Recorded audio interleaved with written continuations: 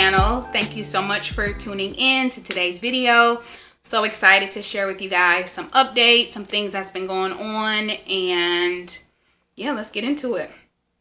So it is just me today. For all the Joe fans out there, he is not joining me for today's video. He'll probably be in, if not the next video, then the video after that. Since I am on this work from home, social distancing thing from my job, I will be home for 2 weeks. Most likely my husband will too. So we decided, during our downtime, if we're not working or don't have anything to do, then we will try to get some more videos going. So let's get into it. Okay, so last video, if you watched, you saw that we got the results of our PGS testing and we found out the gender of our embryo, and we are super excited. We've just, like I said before, like we've just been enjoying every bit of this journey, at least the good parts of the journey. We've just been kind of soaking that in and just holding on to the sweet memories that we've had, or the sweet moments that we've had. So we are still on a high from that, still excited. And it's funny because, I knew that the only thing, or the next step, was to have this hysteroscopy procedure. And I was telling my husband that it's funny because I was excited about it. Like, I was legit counting down the days for this surgery. And it was like a year ago, I was against it. I was no surgery, no medical, no nothing. I'm just waiting on the Lord. And it's just funny how things can change in a year. Because last year at this time, I was not about any of it. And it just shows how when you make plans, God laughs. And I feel like he was probably laughing, and he's probably still laughing about that. But there's growth, progress over perfection. I made progress. So that is where I am today. I am 4 days post-op. Yes, 4 days, and I'm feeling great. Praise God for that, because my last procedure, I had the laparoscopic and hysteroscopic procedures. I had 2 of those done. So they went in, they had made several incisions in my stomach, went in vaginally, and my recovery time, I was out for 2 weeks. I was in pain. It was just not fun. So to experience that, and now this, where literally after the surgery, I was like, good. I was still like a little loopy, chill, whatever you want to call it, off the meds, off the drugs, which I was kind of cool with that. It felt great. So I was just, still kind of off of that. Like, I couldn't drive for 24 hours, which I was completely fine with. So I'll kind of get into all of that in a second. Let's start at March 12th, the day of surgery. Morning, guys. I am on my way to the hospital for my hysteroscopy procedure this morning. Not really nervous at all. Just kind of, like I said before, or on my Instagram, I'm like a little excited about it because it's just one step closer. Say hey, babe. Hey, babe. One step closer to baby girl Gilbert. So I'll let you guys know how everything goes. Sorry for the shaky hand. We're in the car, clearly. I'll let you guys know how it goes and keep you posted on the results. Bye. So the day of surgery, I went in and they, took me back to my room, hospital gown, surgery socks. I was just ready to go. I was too hyped. Like, I was very hyped. Sorry, I'm getting comfortable. So yeah, I was very excited. So let me tell you, Joe and I are sitting there waiting for my nurse, the nurse that's assigned to me. And you guys will not believe who my nurse was. You will not believe it. If you watch my infertility journey part 1 and 2 videos, there was a nurse, my recovery nurse that I talked about in that video.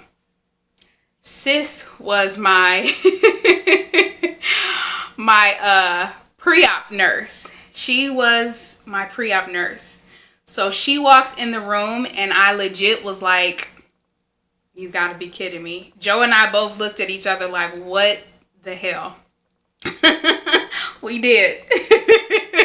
Could not believe that she was coming in, like introduced herself and said she was my nurse. She was my pre-op nurse. I was just like, this has got to be a joke. Like, really? So she comes in, she introduces herself. I could tell off first, seeing each other, she didn't recognize me, but we recognized her.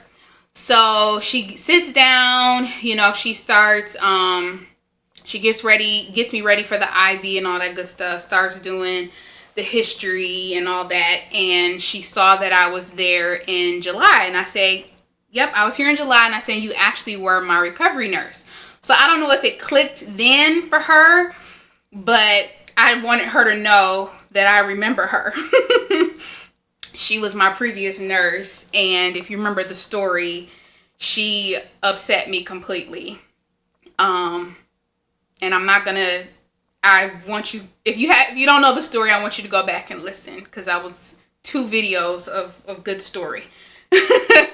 So I'm not even gonna go into that. If you watched it, then you know.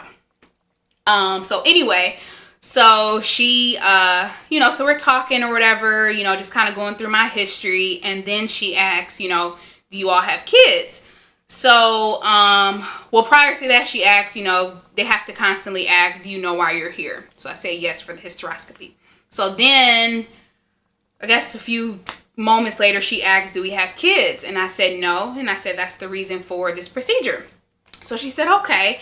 And I went into further explaining to her about infertility, because she started to, and this kind of is coming back to me, she started to mention again adoption. So I explained to her that we had just gone through fertility treatment, specifically IVF, and that we, have a healthy embryo that's waiting, and we could not transfer it until after this procedure.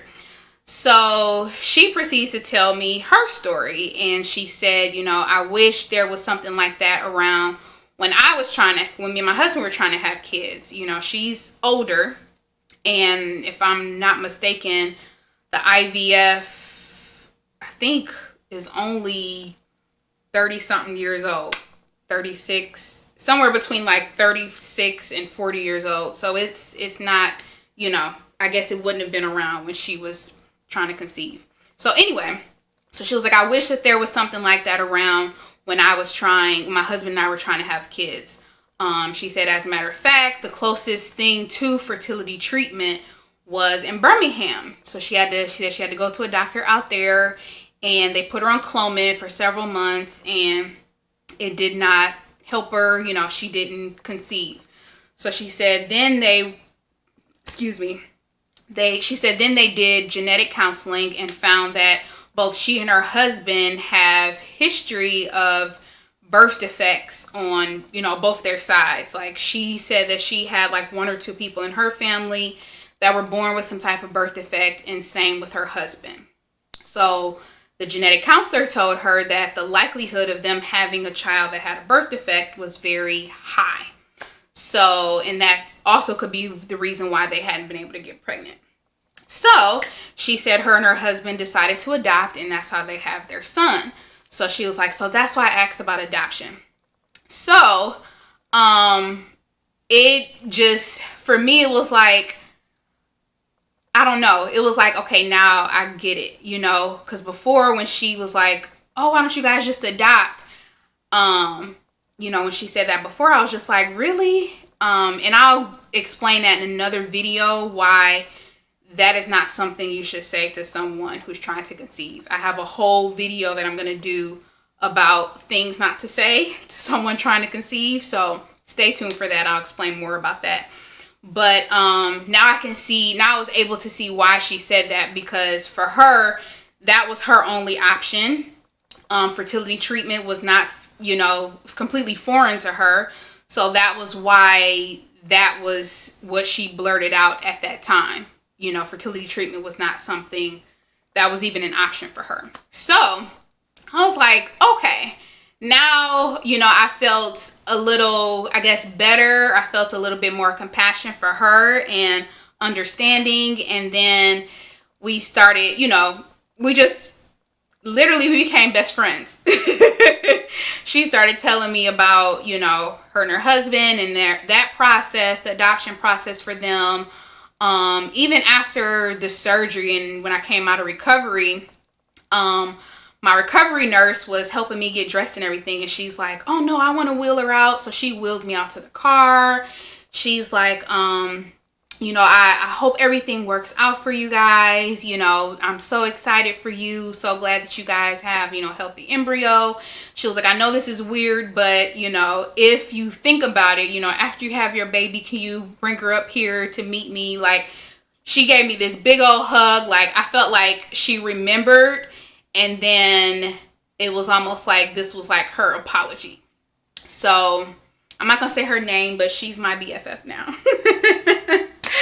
So anyway, kind of going back to this procedure, after, she did all that, they wheeled me back, got my anesthesia, don't remember anything after that. I remember waking up in recovery, and apparently the procedure was very quick and not what the doctor thought it was going to be. He told Joe that the fibroid wasn't as big or as deep into the uterine wall as he thought, or as it showed on the scan. So the procedure was like no more than 15 minutes. So I was actually in recovery longer than I was in the procedure. Like they said it took me a minute to wake up. She was like, you must have been tired because it took you a minute to wake up. But I just remember waking up, and I just remember being very cold, and then I just wanted some ginger ale. So I got the ginger ale, and I was like, I'm ready to pee. Like, let's pee and let me get out of here, because let's go. The nurse that I woke up to, she told me the good news. So I was excited.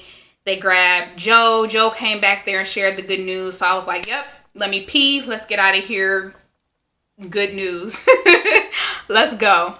So if you watched the last video, or not the last video, the video, I guess I think it's part 2 of the fertility journey. I explained in there, last time it took me 3 hours to pee after the surgery, but this time I went, and I was so happy. So I was able to go after that. Like I said, the nurse, not even my recovery nurse, my pre-op nurse, she saw me, she came, she was like, I want to wheel her out. So she wheeled me out, and that was it. It was very quick. My last procedure, we didn't leave there till like 7 p.m. And this time we were back home by like 2:30. My procedure was at 11. Yeah, it was about 11:30, and I was back home by like 2:30. So, yeah, so that's a blessing. It's a blessing that the fibroid wasn't as big or as deep. When he was explaining to us if it is big or deep and, against the uterine lining, how they would have to cut and scrape, and he didn't have to do all of that. So I'm so thankful. We're thankful. Such a blessing. So my womb right now is recovering and healing up, and hopefully, I haven't heard anything yet, but they usually like to give 2 to 3 weeks to recover. So I probably should be hearing something soon as far as like, a calendar for when we can expect transfer. So that is where we are now. We're just waiting.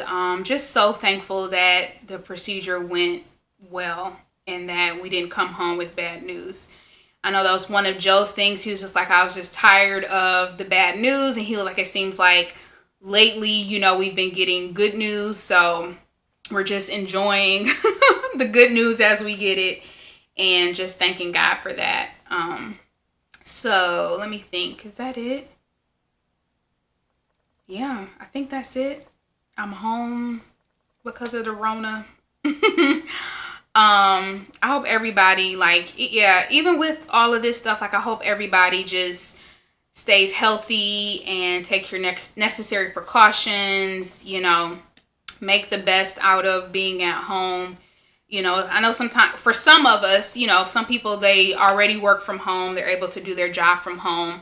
For those of us that are limited by being at home, you know, I just hope everybody in general makes the best out of this, you know, difficult situation. It just feels like the whole world is on a standstill, if you will. But I know we'll get through. And I think that's it. I felt like I have more to share, but I think that's it. So in my next video I will. Oh, I did want to say that. Okay. So I don't know if you watched my previous video. It is entitled Our Act of Crazy Faith. And Joe and I we kind of partnered up and we launched our faith collection. And if you have been on my website, then you know that I have apparel. So it's a women's inspirational. I have on one of my shirts now. Inspirational graphic shirt line. And I basically, the things that I go through, deal with, things that I've experienced, I turn it into a shirt. And just like with anything else, I decided to, you know, turn this crazy faith journey into some shirts. And Joe and I started our faith collection and we added some male shirts as well. So the purpose of that, well, initially for us, it was to, it was going to be a way to raise money or to basically fund our fertility journey. IVF is very expensive. It's not cheap, especially if your insurance does not cover it. You're coming out of pocket a lot. And initially, when we were trying to figure out how we were going to pay for IVF, that was one of the thoughts that came to my mind. Like, oh, I'll start a collection that's specifically for this. All the money that I, you know, get from that will help fund our IVF. Well, the Lord, as he always does, laughs at my plans. And he instructed me, which became us, to gift the money, that all the proceeds that come from this collection, to a couple, an African American couple, for fertility treatment. And it's specifically African American couples because, like in my first video, I explained that the representation of African American couples in the infertility world or infertility community is very, very small. It's not many of us. It's not even in our nature to speak about things that we are dealing with, things that we're going through, whether it's mental health, illness, you know, especially infertility. Many of us do not speak about it. Many of us do not talk about it. Many suffer in silence. I see so many who I either know or don't know, who've contacted me or met through social media. African American couples who are dealing with it, but not many people know. You know, maybe only a few people. And not that you have to broadcast it. You know, that's not my whole point. Or that's not the point. It's not that you have to broadcast it and tell everybody. But it's just to help eliminate and minimize or reduce the stigma surrounding infertility, period, in the African American community. Because it's something that's not talked about, because treatment is not looked at as something that's for us, or whether it's because we can't afford it, because, you know, we need to just trust God and we need to not go that route. Because of all of these different beliefs surrounding fertility treatment, surrounding fertility, it just leaves many couples, many African American couples, to suffer this road alone and to live it in silence. And our goal with this is that at least one couple shares their story, comes I don't say come out, like make this big old announcement, but at least shares their story or feels empowered or inspired by us, that they reach out to me or to whomever, go to see a doctor, or, you know, reach out in some way to somebody for help. So that is our goal, and we hope that that you will consider buying. We're going to add more shirts. I know right now we have sweatshirts, and it's starting to get into the spring and summer season. We're going to have t-shirts as well, but our goal with this line is to basically gift an African-American family or African-American couple for the growth of their family. So our prayer is that God, however much, you know, we receive from this, that God triples it, quadruples it, that he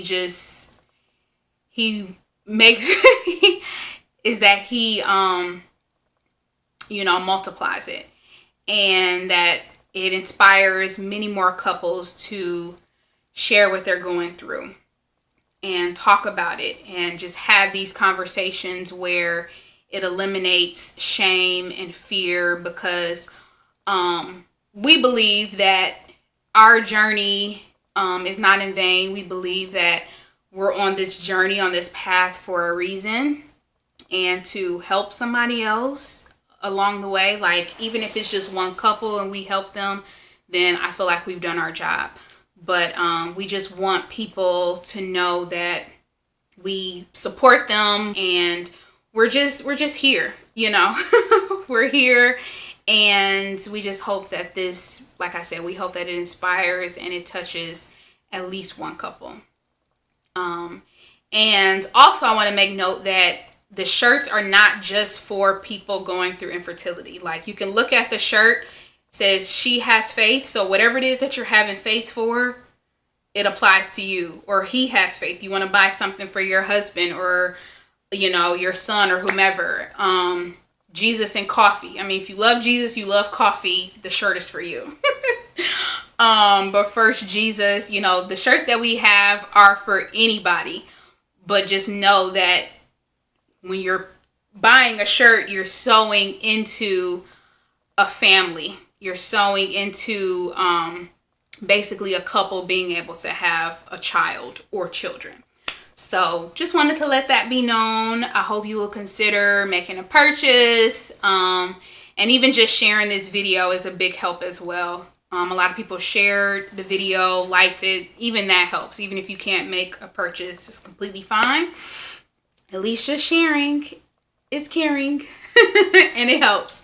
So yeah, I think that's it. I've done talking now. I will see you guys in the next video. Don't forget to like, comment, share.